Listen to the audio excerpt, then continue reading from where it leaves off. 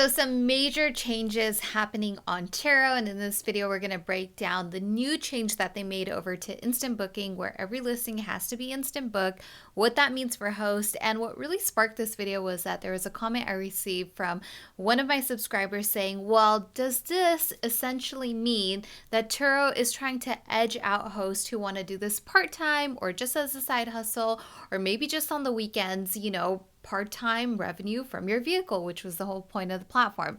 So we are going to go over why they are making these changes, kind of what their end game is, and the truth and reality about these platforms, because it's all a part of a bigger play, and as hosts we're just a small part of the equation. So let's dive into it. Okay, so as we know, last week Turo decided that all listings were going to be switched over to instant booking, and part of the reason why they did this, which makes sense, is that they want to streamline the experience across the board for people who are renting, and they want to sort of match that experience as it compares to your traditional car rental companies, right? Because when you're booking from a car rental company, obviously you are not waiting for somebody to approve your trip. So for those of you that haven't utilized instant booking in the past, then this is going to be a big change for you.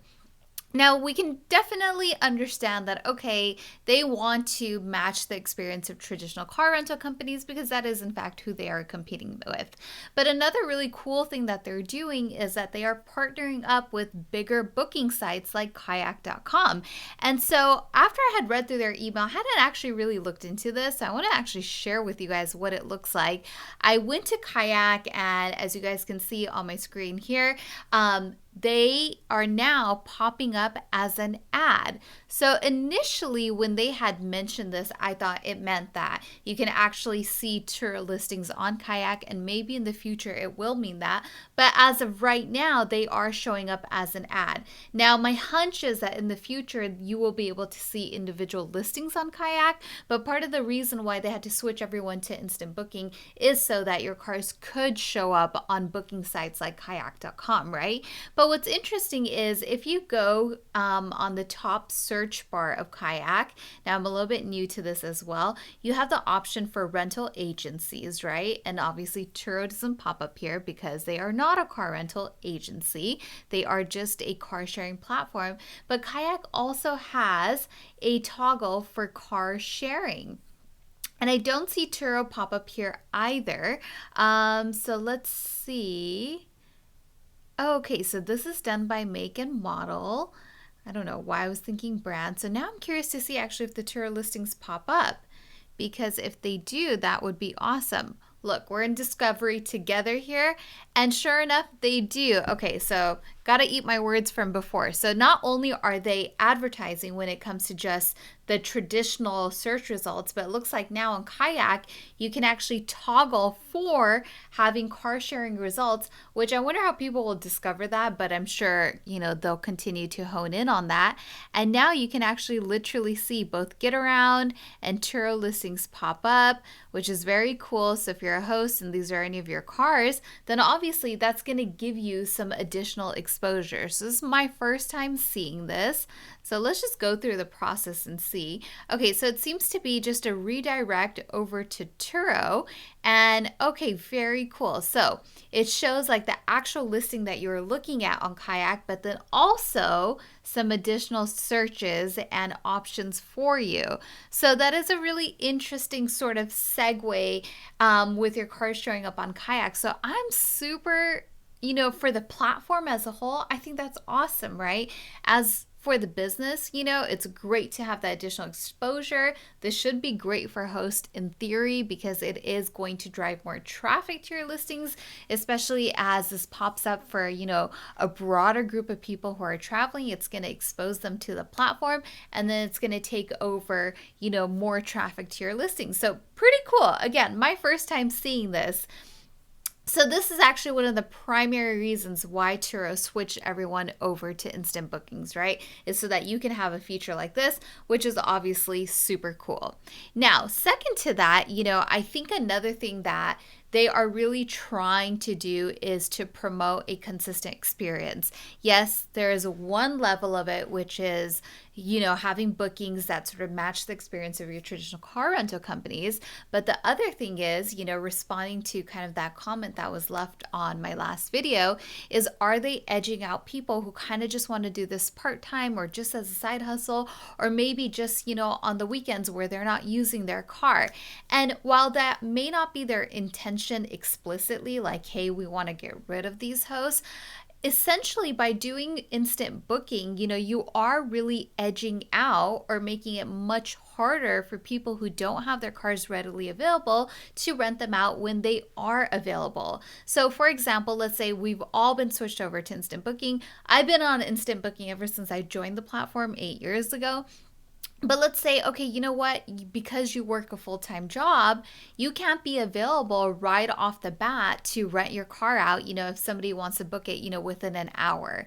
And so now you're adjusting your settings to require a 2-day notice. Yes, they can instantly book, but they can only book 2 days out, which naturally means in the search, when somebody goes and is searching for a car that's available, your car is going to definitely get, bogged down by all the cars that are instant book and that are available to book right now within the hour, or if you have Turo Go, even on a shorter time frame. Now, that's my opinion. Some of you guys might disagree with me on this, but I do think that the algorithm does favor cars that are readily available in that very moment in time, and that if you have requirements like, hey, I need a 6-hour notice or a 2-hour notice, it's going to be much harder for you to compete against the people who are readily available. They're doing this business full time. They have a fleet of cars.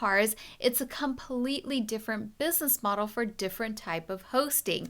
So I think over time, my sort of prediction is that if you are just renting your cars out part-time and you just want to do it on the weekends, it is going to be much harder to get that flow of bookings because you're competing against so many more people. Now, this is a huge topic of, discussion and what people have different opinions on. So I would definitely love it if you comment down below and let me know what you think about that. So this is just my take and I could be wrong. Now, finally, let's talk about the platform. Oh my goodness. So the last video I put out, we talked about how Turo's CFO, he did an interview with Forbes magazine, and he was talking about how in the last 2 years, Turo has seen revenue growth of 88%, which meant over an $800 million net profit for the company. Massive. If I was the company, definitely super exciting. And, honestly, kudos to Turo for figuring out such a hard business. So many companies have tried to do this business and they are not successful because it is a very difficult business to figure out when it comes to claims and insurance and liability, but they have done it. So as a company as a whole, definitely round of applause. But a lot of the hosts on the platform commented on that video just saying, it's kind of crazy to see how Turo is bringing in so much revenue in the last couple of years, but as host, we are starting to see diminishing margins and day rates that are lower and lower as time goes on. And so this to me is one of those topics of discussion that I find super interesting and that I will nerd out about. So here is the reality of these platforms, and this goes for almost all platforms, regardless of if you're in car sharing, you're on Airbnb, even if you're a content creator like on YouTube, for example. Platforms have a sole goal, and that is to make as much money as possible, right? Because they are a business. And so at their core, they always have to think about, well, what is going to make us the most money, right? And so for a platform like Turo, the more hosts that come onto the platform, the more people that are renting off the platform, the more transactions there are, the more money they're going to make. Now, when it comes to platforms, there is unfortunately kind of like a plateau that almost all platforms will reach. And it generally is not in the favor of the people who are supplying the platform. So in this sense, us hosts on Turo, we are considered the supply. So meaning we are bringing the cars to the platform, same thing as Airbnb hosts. The reason for that plateau is something called perfect competition. Now, what that means in, not so nerdy speak is that essentially so many people join, so many people list their cars that there is just a huge inventory of cars that could be rented. Renters have tons of choice. There's tons of supply in the market, which naturally brings price points down. Now, in order to remain competitive and get your car rented out, because the renter has so many options, the market tends to drive prices downwards, right? Because that's how you compete for somebody's attention, for somebody's money. And you see this even on platforms like Amazon. Let's say you want to go and buy, I don't know, this pink coffee mug, for example, right?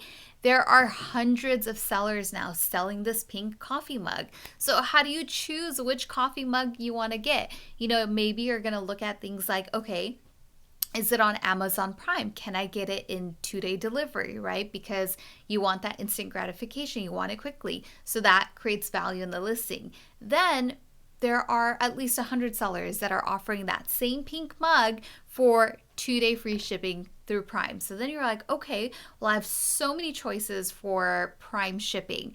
Now, what's the next thing I'm going to look for? Well, then I'm going to look for the person that's going to give it to me at the best price. So whoever's going to give it to me for the cheapest and the fastest, and it's exactly the mug that I want, well, then that's the seller that I'm going to buy from. So the same concept applies to a platform like Turo as well. When there are 100 Tesla Model 3s available for rent, and all of them are available for Turo Go instant booking, you can get it right away. Well, then the next thing that you're going to look at is price. Who's going to give it to me at the best price, the fastest, and in the most convenient way? And that's who I'm going to go with. So that is the case with almost all platforms. And this is why over time, when these platforms reach perfect competition, the platform itself does continue to profit because there's more supply, there's more people renting over time, there's more demand, and so there are more transactions happening that they're getting 25% of, 30% of, 40% of, right? So more transactions means more money for Turo, but it also means lower day rates for the host and diminishing margins and returns. And that is kind of how the cookie crumbles when it comes to platforms, if you will. So this is something that I see a lot of people who, join Turo and come onto the platform. They don't fully realize this. And, I wouldn't expect you to, especially like if you're not familiar with platforms, if you've never been on any other platform, and if you haven't sold on any other platforms, then you're definitely not familiar with this concept or really have that experience to see what happens over time. Like, it's crazy. I talk about this all the time. I've been on the platform for over 8 years, and for many, many years on this channel, I have talked about, eventually these platforms plateau. Eventually your car category will plateau.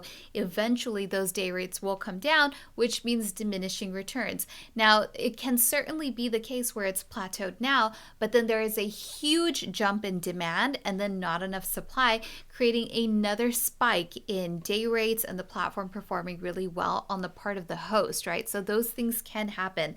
Like, we might have just hit a temporary plateau and then demand, maybe Turo does some crazy marketing. They join platforms like Kayak to drive even more business, and supply doesn't match the demand, which would increase prices. So that could happen, but there's no guarantee. But this is unfortunately just what happens to almost all platforms. And so I think for those of you that are looking to join the platform now, it's really, really important that you educate yourself, especially on your market and the type of car that you want to list and what that category looks like. So if you're going for affordable EVs, you need to look at all the Tesla Model 3s in your area, the Nissan Leafs, whichever EVs are popular and showing up on the platform. How have they been performing? What is their day rate? And is that a sustainable business model for you to make that financial commitment of purchasing that vehicle, listing it, and making sure that you're making enough money so that it's worth your time and your effort. So this is extremely important, and I really encourage you to do that research. If you want to learn about how I do that research, you can check out my website, powerhost.club, and I have an entire guide that will walk you through this with all my many years of experience, hopefully paying it forward to you guys. But yes, so comment below. I would love to know what you guys think about this and just what you think the future will look like for the Turo platform.